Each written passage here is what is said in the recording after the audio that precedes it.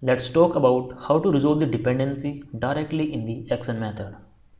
Now let's assume that we are in a situation where we have to use this repository service in some other controller, and the situation is like we have to use this service only for one single action method. Let's open the employee controller. Let's assume I want to use this repository over here in this controller, and I want to use it only for one single action method. Let's create a new action method over here. We can simply copy the code from this product controller, go back to the employee controller, paste it over here, and let's say inside this action method I want to use the same repository. In this situation, instead of resolving the dependency in the constructor of this employee controller, we can resolve it directly in this action method. Let's learn how to do that. To resolve the dependency directly in the action method in ASP.NET Core, we need to learn an attribute, and the attribute name is from service.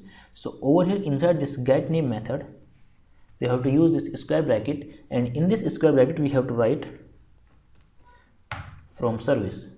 Now we have to provide the type of our service. The type is iProduct repository. Let's copy this name, go back to the employee controller, give it a proper name. Let's assume I'm writing product repository, this one, and that's it. This is how we can resolve the dependency directly in the action method. Now the benefit of resolving this dependency in the action method is that this is only available only for this particular action method. If you are resolving this dependency in the constructor of this controller, then this will be available for all these action methods. And let's assume for the security reason or for some other reasons, if you do not want to disclose this repository to other action methods and want to use only it one single action method, then you can resolve it by using this from service. Let's use some proper routing over here to avoid the ambiguity. So here I can write name.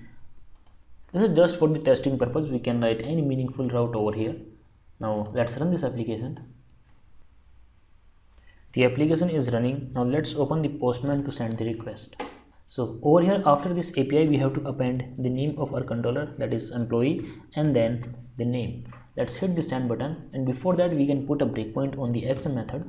So here we can put the breakpoint. Just hit the send button. Here we got the debugger. Let's click the F10 button. Let's see what we got in this name variable. Here you can see that we are getting a value from our test repository, name from test repository. Hit the continue button, and here we have the output of the service.